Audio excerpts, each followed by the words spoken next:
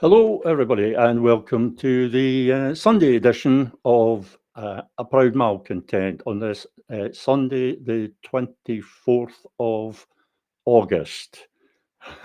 There I go, testing my ability with a calendar again. My name's Pete Bell, and I am a proud malcontent. And like a true professional, I know that it's not a good idea to clap your hands in front of the mic. Sorry about that. I don't know how that sounded at your end. What are we looking at today? What are we talking about? Excuse me, my shoe's falling off. That's annoying. What are we looking at today? Well, first off, I'm going to have a wee look at a couple of items in the National relating to the SNP conference and the so-called internal rebellion, the rebel resolutions, the alternative competing resolutions to John Swinney's, the leadership resolution. That's the resolution in the name of John Swinney and Deputy Leader Keith Brown. So I'll be looking at that first, and then later on, this being Sunday, of course, we have Stephen Duncan with us, and he will be doing the third, and I'm sure some reckon welcome final piece on number crunching around the topic of the franchise, which has proved to be both interesting and controversial because Stephen's been addressing the myth, if such it be, that we was robbed, that the 2014 referendum would have been won for yes if the franchise had been restricted to Scots, however that term is to be defined. So that's what Stephen's been looking at, and he'll be rounding up on that this afternoon. I say he'll be doing the numbers. I will be attempting to do the politics. But first of all, let's go to the National and an item called SNP set date for independence in amended plans, and this is the so-called Tweeddale resolution, which is the one that says that the uses the list vote as a de facto referendum. The majority of the votes on the list vote, if there's a majority for pro-independence parties, then that is a mandate to negotiate independence, or to open negotiations around independence with the UK government. Now, as I've talked about before, this is not what it appears. It appears to be a rebel resolution. It's called, it's backed by 43 local branches, and it supposedly calls for an alternative route to independence, challenging the leadership strategy of securing a majority of MSPs as a mandate for the new referendum. That's a majority of SNP MSPs, of course. That's an overall majority. John Swinney's resolution is basically looking for a repeat of 2011, as if that is likely. I mean, it was vanishingly unlikely in 2011. So why you should think it's repeatable now, I have no idea. John Swinney has said of this so-called rebel resolution, he said to STV this week, "I don't agree with it and I don't think it will work." Well, you can't beat that for astute analysis, can you? That's, he's really given it some serious consideration there, you can tell. But someone who has given the matter serious consideration is our own dear Ruth Wishart. Ruth Wisher's column in the Sunday National is one of my favourites. And yeah, I just like the way she writes. It's informal but sharp, pointed. Toothless party conferences are a real threat to grassroots democracy. Well, I think they're a wee bit more than a threat now. We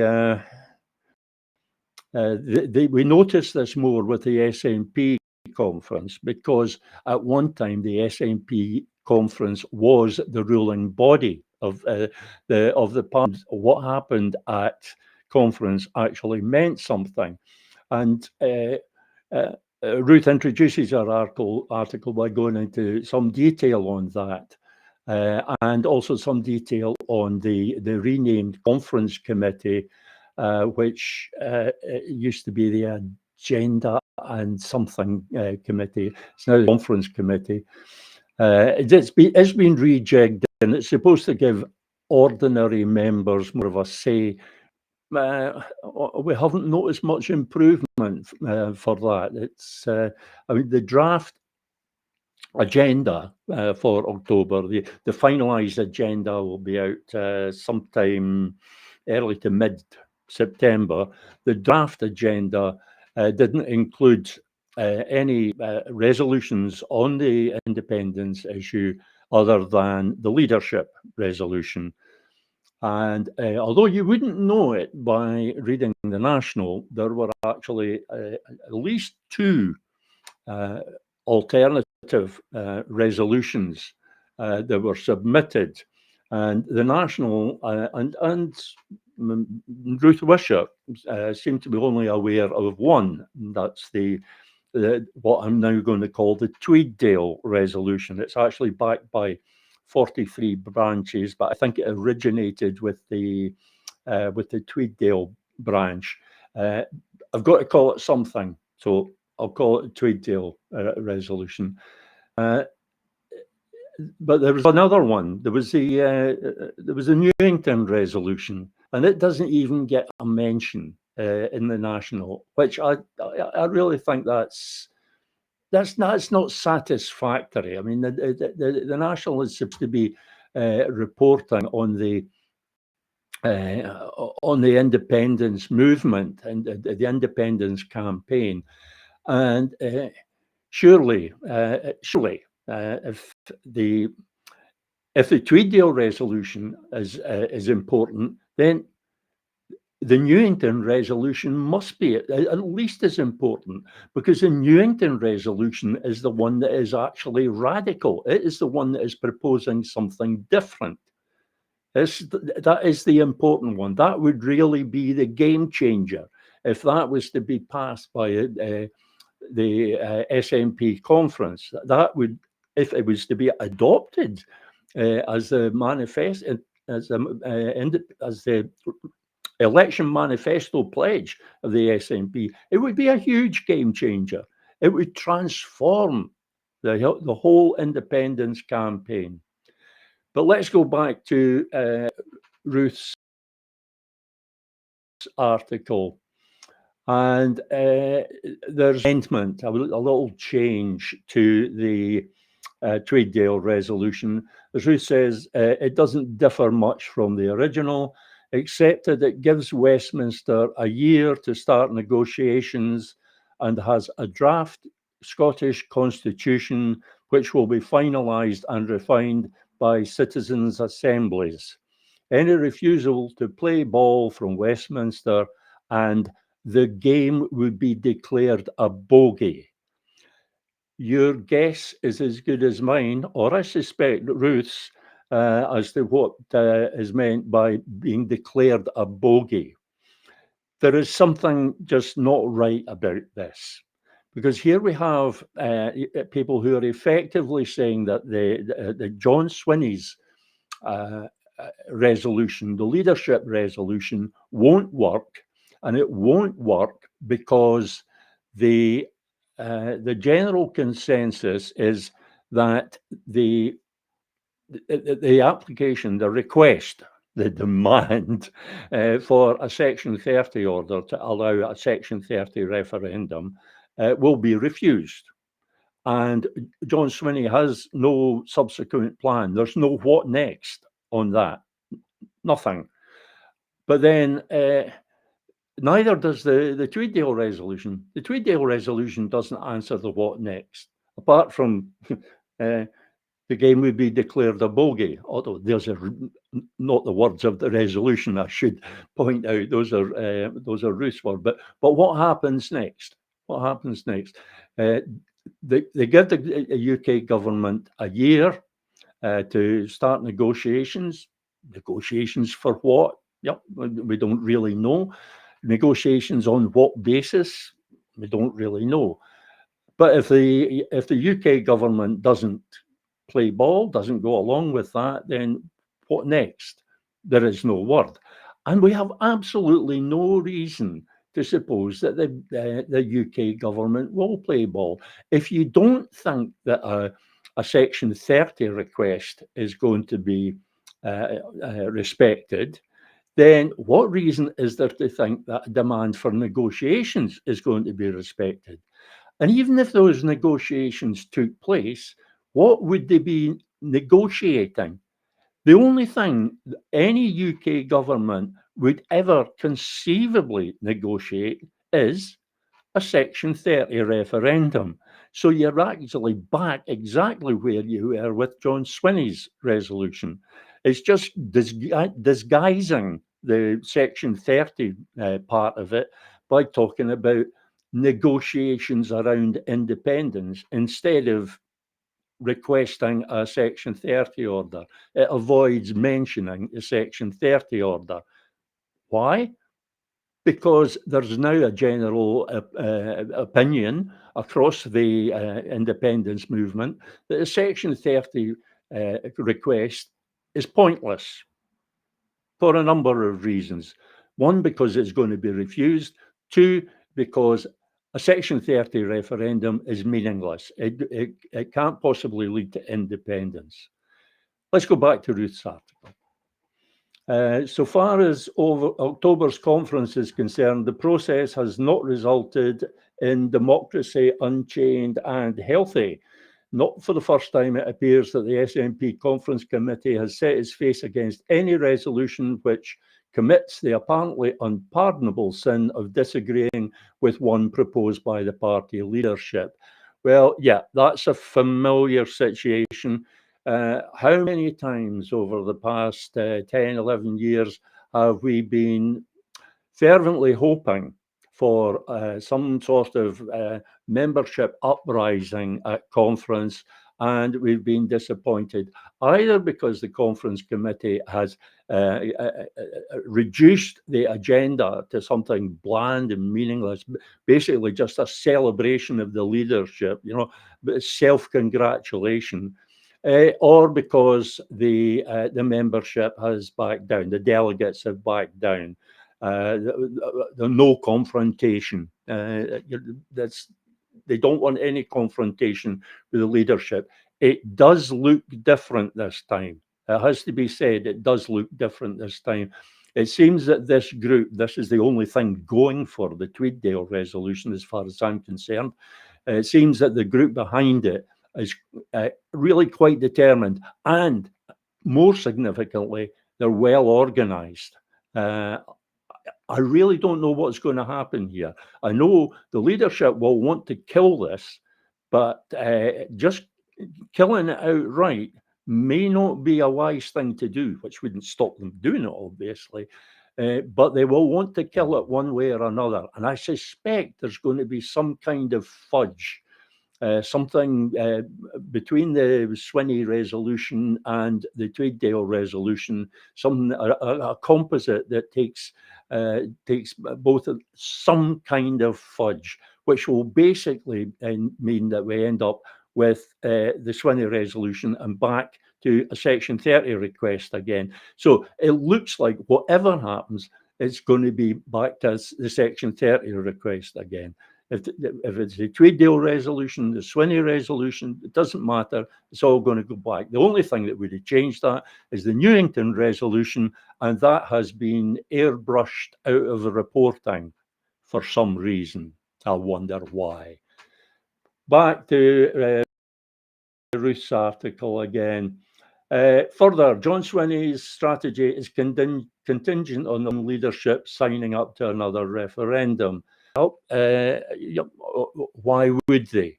In actual fact, they might. It would be a strategy deal because another Section 30 referendum granted by the UK government would be a very serious blow to the independence campaign.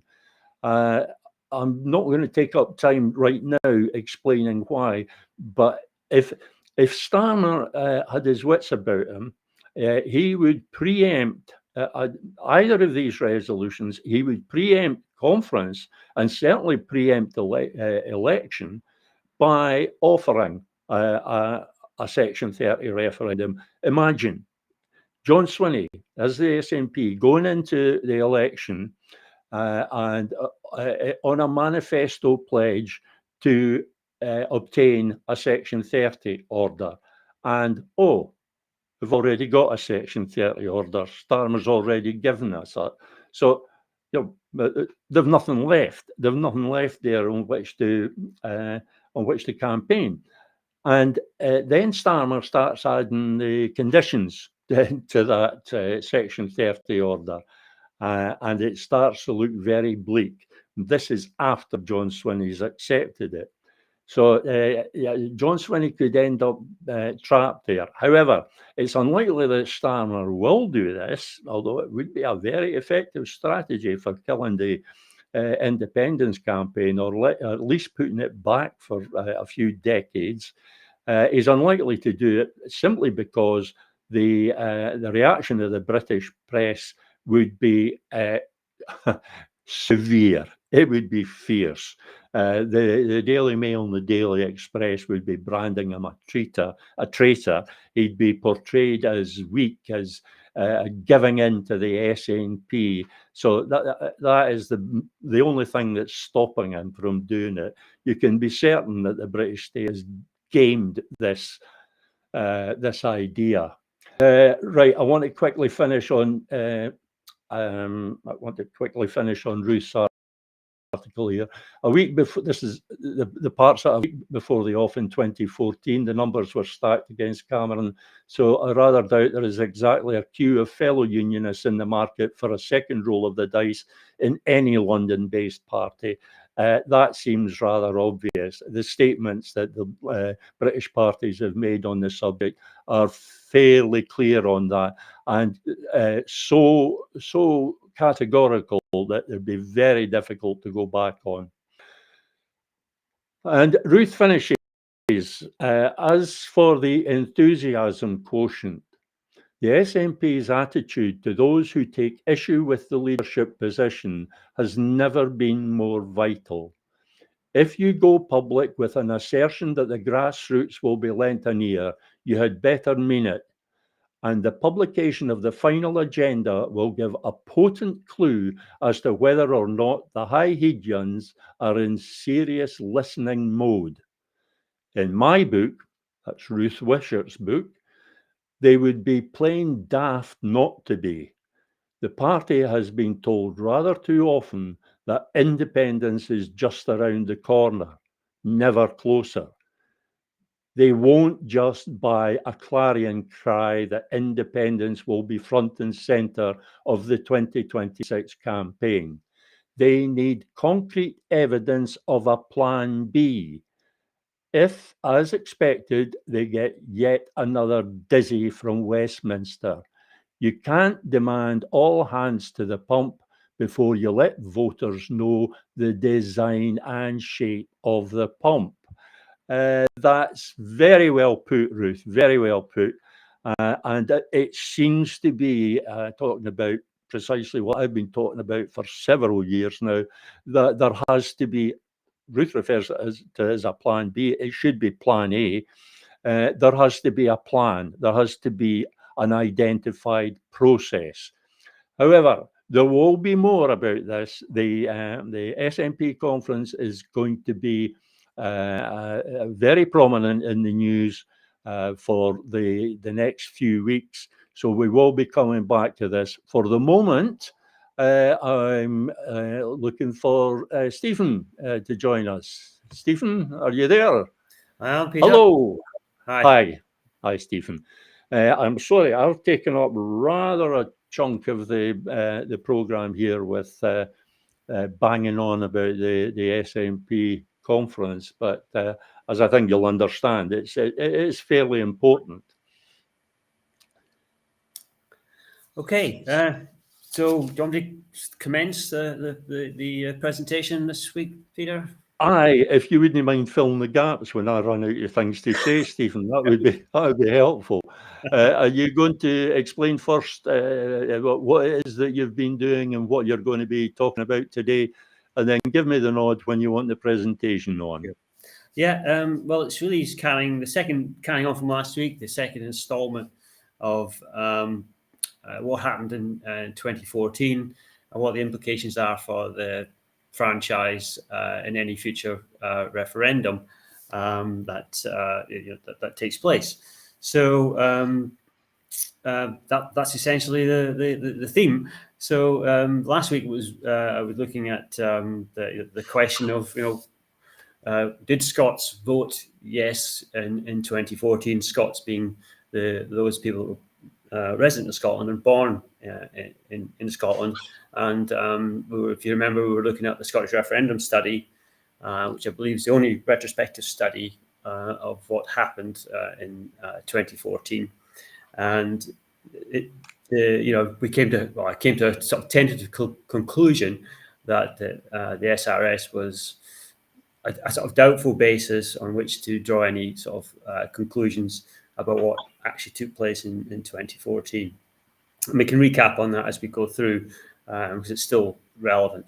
So maybe we could just stick up the presentation now and I'll go through the slides.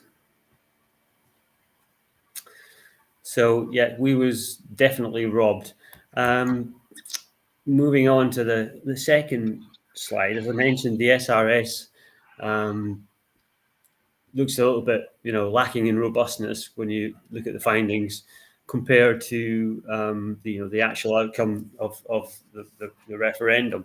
There was, just to recap, there was some uncertainty around the data that was used, and the results themselves from the sample study tended to contradict the actual referendum result, meaning that the SRS, at least in my opinion, is a tenuous basis on which to draw inferences about how people voted in 2014. So in situations like that, when I've questioned the veracity of the SRS, the response tends to be one of disbelief from people who are sort of wedded to this idea that it's quite a simple process to correct. If we just exclude non-Scottish born from the next referendum, we would win. We would have won in 2014. But as I've said before, it's not necessarily correct. So what I thought was, well, can we get more confirmation on this? And I wonder if there's an alternative way of looking at what happened in 2014. So given there was no other retrospective studies done, I looked at opinion polls that were carried out at or near the time of the independence referendum. And specifically, I've looked at the panel-based poll, or panel-based now known as Norstat, that took place between the 15th and 17th of September 2014. And it found, or at least the snapshot of the opinion at that time, was that those people born in Scotland voted narrowly in favour of yes. I should say at this stage that panel-based are the only polling firm that regularly produces surveys broken down by country of birth. So moving on to the next slide.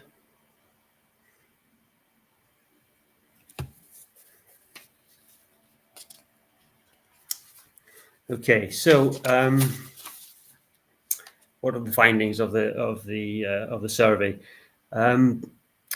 If you look at the fourth column in on that first table, the top table, you see that the overall yes was captured at just under 48%, 47.79% in that poll. So what that poll did was overstate what actually happened. What happened was the result was 44.7%. We all know that. So that was about 6.9% overstated. Hence that error factor in that table, 1.069.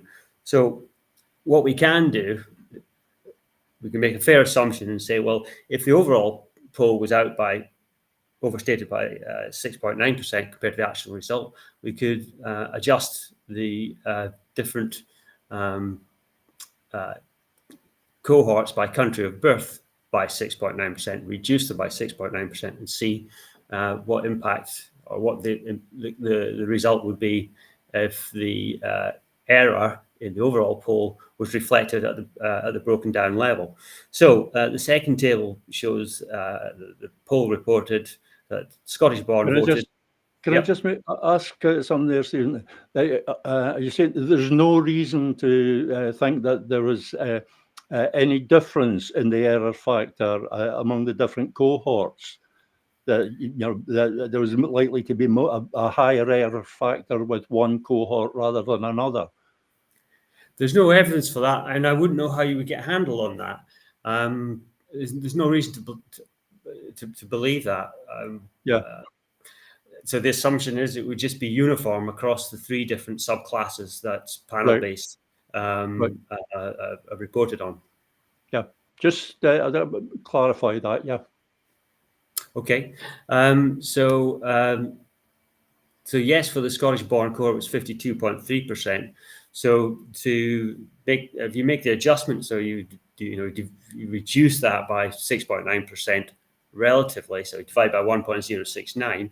That would imply a yes support of just under 49%, 48.9% for Scottish-born residents, and for the others, the English-born and those born outside Scotland and England, they're already at less than a quarter of the would be supportive of yes, according to this poll, and that reduces still further.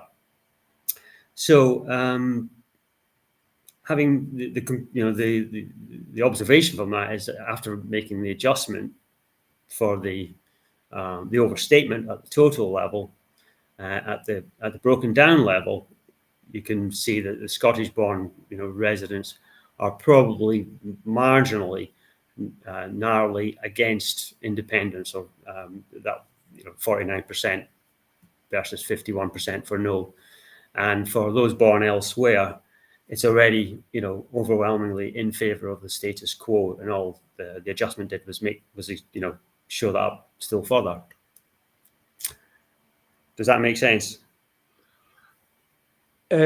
Yeah, well, even I can make sense of that, and as you know, the statistics is not my thing, but I can see the point of that. I'd have to say that this is all very speculative, but it's in the nature of the thing. It's informed speculation, shall we say? But it is speculative, nonetheless interesting. Please go on, Stephen. Yeah. It is. There are, as you've pointed out, or as you've implied, there are assumptions there, and the assumption is that the error at the overall level, we're calling it the error, but just call it the overstatement, is reflected right throughout the poll, however you break it down. There is no other information available to contradict that I'm aware of. But if anybody out there knows about that, please let us know. We can adjust accordingly. So we move on to the next slide, slide number 4.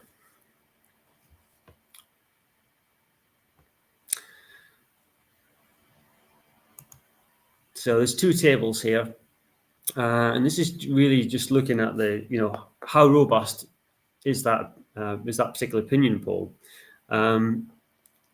there were 3 other opinion polls carried out also on the eve of the referendum from 3 major companies, Survation, YouGov, and Ipsos, in addition to the panel-based one. And these 4 companies are pollsters, are companies that carry out polling in the run-up, carried out polling regularly in the run-up to the referendum, and have done so subsequently. So they're quite, experienced in this matter. And if you look at the 4th column in again, you can see the estimate they made for yes at the total level, and they're all the same magnitude. They're all 47%, 48%. So in other words, they're all overstating the position by roughly the same proportion. So there's nothing, the point about that is there's nothing outlandish about the panel-based estimate. It's not an outlier. So the conclusions we've drawn before about, how people voted from the different cohorts of country of birth, fairly, I would say, really secure. This would be the answer to anybody who says, well, who tries the argument, well, you can't tell anything from one poll, it's only one poll. So what you're saying now is that all the other polls were just the same. Yeah, right. So that's that argument taken care of before it even arises. Good. Yes, that's right. So it's in line with the other survey firms. And the further check I did was, if you recall last week on the critique of the Scottish referendum study, was that one of the conclusions was it was not represent the breakdown of the sample, as far as I could deduce, was not representative of the population at large, breakdown by country of birth. And so what I've tried to do is look at the panel-based poll and see how well that reflected the population at large. So the second table on this slide sort of tries to do that. So looking at the proportion of from Scotland who were born in Scotland that made up the sample, that was 83.8%. That's the top row in that table. That compares to the census of the population just 3 years earlier of 83.3%. So very much in line with the census. Obviously, that means that persons born in England and elsewhere, taken together, if the Scottish cohort's in line with the census, these have to be as well by definition. But just to confirm that. Yeah, that's just confirming that this is another testament to the accuracy. I don't know if accuracy or the credibility of these figures, because it shows that the polling firms are weighting their weighting is correct or accurate. Yes. Mm-hmm. Yeah, so that's another possible argument that. Those who continue to insist we was robbed, that's another of their potential arguments knocked on the head. They're falling like skittles. Yeah. So final comment on that. Yeah. Well, 16.2% is the sample size for those born in England and elsewhere. It was 16.7% in the population at large. We shouldn't be surprised, as you were saying, Peter. We shouldn't be surprised that the numbers in the survey sample are representative of the population, because in panel-based and the other pollsters weight, or at least panel-based certainly weights back to the population in terms of country of birth. So there's no surprise in that. So moving on to the conclusion. So Scots voted yes in 2014, were cheated by incomers who voted no. So based on this opinion poll and combined with the findings of the critique of the SRS last week, I would say that that's, is a myth that there was a majority of those who voted in favour of independence who were born in Scotland. I just don't think the evidence is there for that. On the contrary, and as it mentions there, it confirms that the suspicions that we were, that we were rising from last week's assessment of the SRS, which was was a tenuous basis on which to draw any conclusions. It's just further observations. It's absolutely true that those from outside Scotland did vote overwhelmingly in favour of no, probably about 3-1, and no dispute there. But if we had restricted the franchise on the basis of the place of birth and excluded people who weren't born in Scotland, it wouldn't have altered the outcome of the Scottish independence referendum, and that has implications for any future plebiscites on the constitutional question, which we'll try and cover in the discussion next week, which looks at the likely impact of making exclusions on the basis of country of birth. So that's the final conclusion from this week and on the 2014 claim that people born in Scotland voted yes, and we were dragged down by others. Yeah, and what we have to stress here, of course, is that's the bare numbers. We have to put that, and it's referring to 2014, and we're 10, 11 years on now, and circumstances have changed. For example, there's good reason to think that those born outside the UK have now changed substantially from no to yes, although their numbers are reduced. So again, it's questionable about what effect that would have. Yes, so it's quite interesting. Yeah, we'll see that next week. It's quite pronounced, the change in those born outside the UK, quite pronounced in terms of the sentiment, the pro-yes sentiment. It was down at, maybe 30% or thereabouts, 33% on average, around about end of 2014, beginning of 2015. It's now about 52% in favour of yes. And the other thing that's also changed in terms of the demographics is that census I've been referring to there was 2011, because it's the one that was closest to the 2014 referendum. I think those that were born outside of the UK or outside of Scotland and England represented just over 8% of the population. At the last census, it's now over 11%. So that's the biggest increase, and the biggest increase in, relatively speaking, in those cohorts is for the non-Scotland, non-English born. The English born increased from just under 9% to just over 9%, and Scottish born went from 83%, just over 83%, to just under 80%, first time ever. Right. We'll see that next week. Yeah, I don't want to preempt next week's programme at all, but I find it rather surprising, given Brexit and the implications of Brexit. I find it rather surprising that the people from outside Scotland and England, the numbers have actually, the proportion of the population has actually increased. Although that doesn't necessarily mean that the numbers have increased. Yes, that's true. Yeah, that's correct. It doesn't necessarily mean that. I would have thought that Brexit would have meant that the numbers, that the proportion had gone down. But yeah, that's next week's discussion. The one thing. It could be people. It could be people from an increase of people from, if you like, from outside the EU. It doesn't have to be the EU. It could be, or it could be that a lot of people born in Scotland have left. There's lots of factors that could come into play. Lots of moving parts, as they say.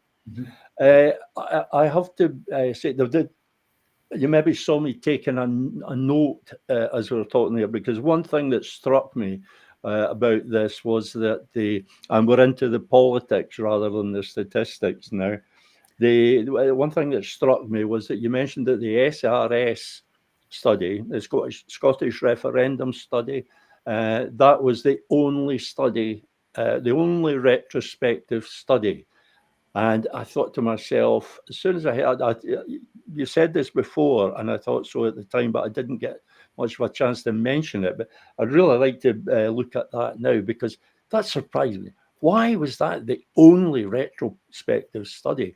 More to the point, why didn't the Scottish Government or the SNP uh, uh, commission an independent retrospective study? The Scottish Government should have done that to better inform the people. The SNP should have done it to better inform their own policy on the matter. And yet there were no other studies done. That is incredible.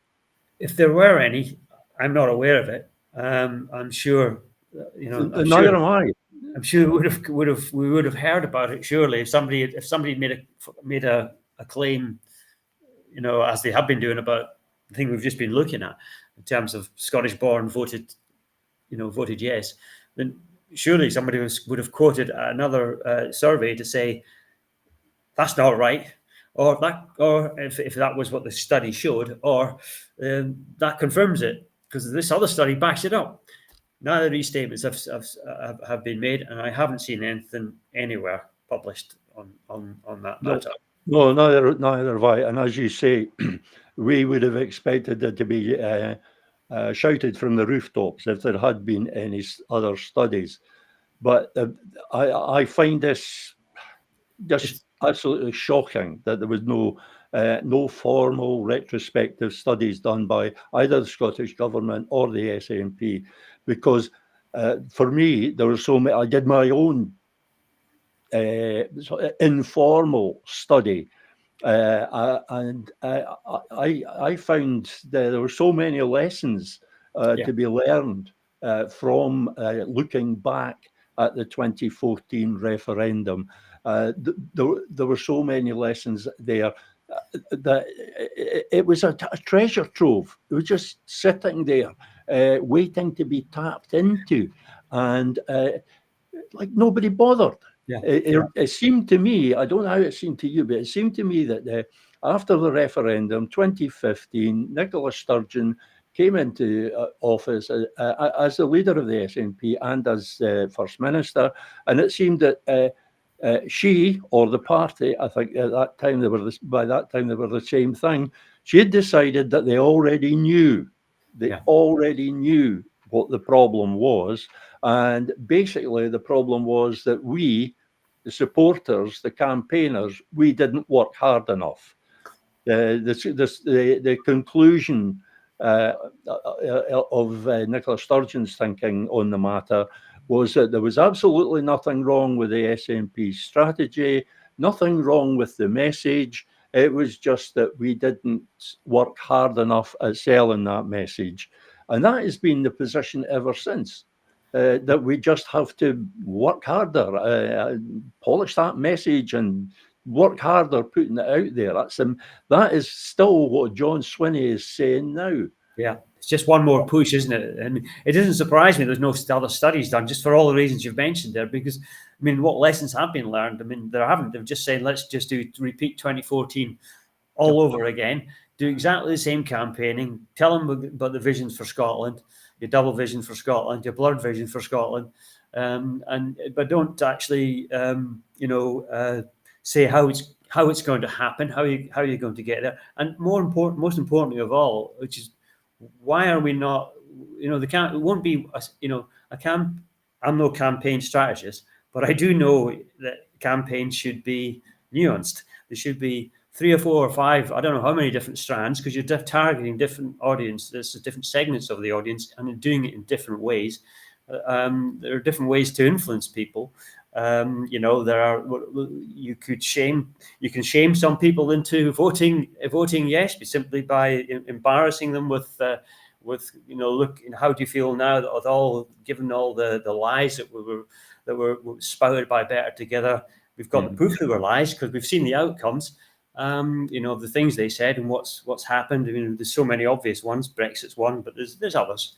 The orders for frigates for the Clyde, the Clyde built frigates that were going to happen. There were, I don't know, it was going to be about 13 or 14 of certain kind of warship, and it ended up being 5 or 6. It was all the jobs in Cumbernauld that were for the HMRC that were going to be retained. They shut them down about 6 months later, or less than that, after the referendum. So many things. There was the whitewash of the Smith Commission that was going to give the Scottish Parliament more powers. Nothing happened there. It's a huge, as you mentioned, the treasure troves, good way of putting it. And that's just a few examples that off the top of my head. Yeah. Annoying. Yeah.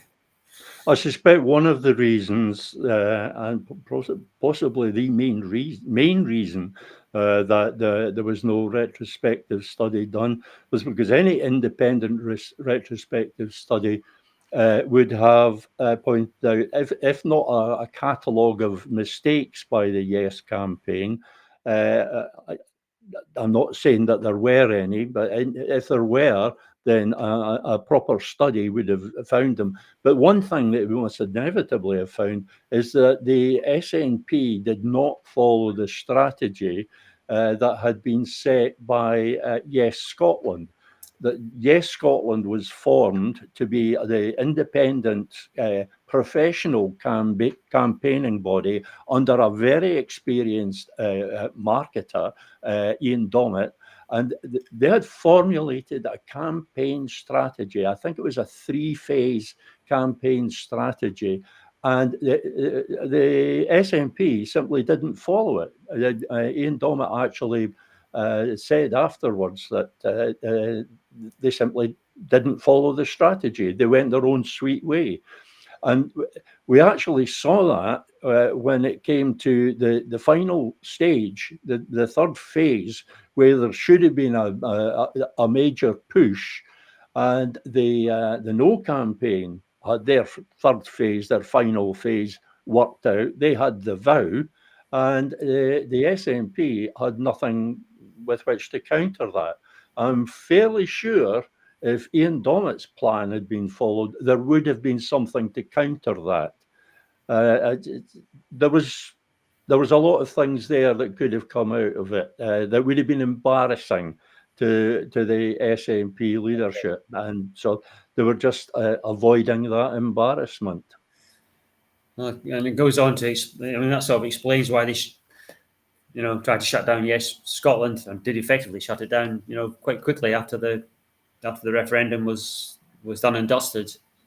Absolutely, yeah. There's the lessons. I will say this: the lessons that were to be learned from the No campaign, from the 2014 referendum, and that includes lessons learned from looking at what the No campaign did. Yeah. If you want to run an effective campaign, look at somebody that's actually won the campaign and No won it. So you'll look at the things that they did. I'm not saying to emulate them, but you can follow certain of the tactics without actually emulating. You can do something similar, but without the lies, basically. And all of these lessons were missed. But there was other things that we learned. And one thing that came home very, very strongly to me was that everything about the campaign is defined by the question. Everything flows from the question that is being asked, what is actually on the ballot paper. And the Yes campaign was put on the back foot from the outset because the question made independence the contentious issue, where independence is actually normal, and it's the union that is the aberration. And it should have been a question about the union, but instead it made independence the contentious issue. So the Yes campaign was set from the very start on a course of uh, always being on the defensive, always defending the idea of independence. And the no side were never, ever put in the position of having to defend the Union. So the whole thing was lopsided from the outset. And that brought home to me very, very forcefully, and it helped to convince me that we must never, ever have such a referendum again, where the British state has even significant influence over the question. It must be a referendum entirely made and managed in Scotland. And I would say that I'm not sure how you feel about this, but I would say that a very large proportion of the independence movement has come to the same conclusion. But that does not include the SNP leadership, who've come to entirely the opposite conclusion, that a 2014 style referendum is not only all we can get, it's the only thing that will work. And that just seems wrong to me. I think it's just all part of the command and control approach they have to this, and just want to own. They want to own the issue of independence, and they don't. They don't own it. Everybody in Scotland owns it. It's the question that the population of Scotland have to answer, and whether what we want as our constitutional arrangements. It's not for the SNP to decide to dictate that. They can make a proposal, but that's it. The one thing that's interesting, and if there's very little to give John Swinney credit for, but the one thing that we might give him credit for is that he's at least now honest that for the SNP, it's all about the SNP. It's all about the SNP maintaining its dominant position, as Ruth kind of wryly observed. It's all about the SNP's electoral advantage. It's all about winning seats, and of course the rewards, the various rewards that go with that. Well, time's marching on. We're into the last 8 minutes. Do you have anything you'd like to add, Stephen? Not on this particular subject. We'll just finish it off next week. Logically, I think we can leave it at that for the time being. It'll be very interesting next week, I think, to have some discussion of the franchise. It's going to be a very important part of discussion. If and when we ever get around to having a discussion about what kind of referendum it should be, because one of the things that's been absent is people talk about a referendum, but nobody talks about what that referendum will be, how it will be structured. So I've made this point of talking about a proper constitutional referendum. And I'm quite happy to explain my idea what a proper constitutional referendum is, but we have to have shorthand for it. And the franchise will be a very important part of that. So next week's discussion may well get on to some talk of what constitutes a proper constitutional referendum. And if it's a proper constitutional referendum in the terms that I define, by the criteria that I define, what impact your number crunching would have on that. So there's more to come next week. For the moment, Stephen, thank you very much. You're welcome. Bye now. And that was Stephen Duncan, folk. And as they say, he'll be back next week. I'm hoping he'll be back every week and doing a bit of the number crunching for us, because he's good at it, and I am not. Don't forget that you can send comments. I see we've no comments so far, but you can comment and ask questions on what's been discussed today. That's either some comment on the SNP conference and the resolution, or resolutions for those of you who've heard about the Newington resolution. Some comment about those resolutions, or this subject of the franchise and the claim, the very common claim, that we was robbed, that if it was restored to, if it was made a restricted franchise, such as has been recognised as valid by the UN in New Caledonia. I think they've had several referendums using a restricted franchise. So this issue has been quite common. A restricted franchise, right or wrong. There are arguments other than the statistical ones. There are arguments about openness and democracy and how we want to be perceived in the world. And there are arguments about whether it will actually be effective or whether restricting the franchise, regardless of whether it alters the numbers in any way in favour of yes, uh, is it worth it for the amount of negative feedback that there would inevitably be? Because there would be inevitable cries of unfair and gerrymandering, rigging things, blood and soil nationalism, trying to restrict it to people with kilts and claymores, all that sort of nonsense. The fact it is nonsense, or a lot of it's nonsense, doesn't prevent the British media, the British nationalist media, trumpeting it. So would it be worthwhile, or would it just be a distraction? How important is it? From the number crunching that Stephen has done up until now, it would seem that a restricted franchise wouldn't really make that much of a difference. So again, would it be worth it? Of course, the other point is that it's not 2014 anymore, it's 2025. And the abstraction of the statistics from the 2014 referendum campaign, it's okay to abstract them so long as you remember that they have to be put back into the political context.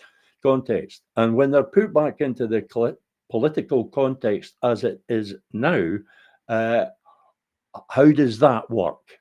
What do those numbers look like when we put them back into the political context as it is now?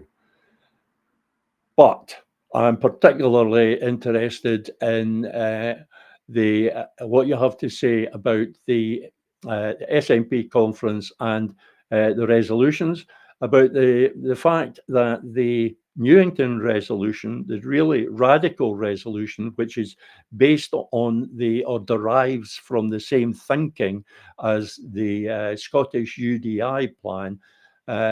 What you think about that being ignored, not just by the SNP, but by the media? There's nothing. It's never mentioned. It's only the letter from Mike Wallace, and that was 2 or 3 weeks back. Only that letter let us know that there was such a thing as a Newington resolution. And while I'm here, I'll just say, well done, Mike Wallace. I know he and others from his branch, but Mike Wallace especially, he's made a huge effort to sell the Newington resolution. And I think it's distinctly unfair that the media, and I'm talking about the National here, I'm talking about you, that the media has not given that resolution a fair crack of the whip. I know they like to simplify things, but they can oversimplify things. Okay, our time's nearly up. I'll be back on Wednesday, and who the hell knows what I'll be talking about. But I will be back at 2 o'clock. I'll just say if there's anybody else who would like to come on the programme and discuss anything or debate anything, I'm quite happy to have them. That's Proud Malcontent at peterabell.scot, or any of the other ways you can find to contact me. I do not hide. My contact details are there for whoever wants them. For the moment, I will say goodbye.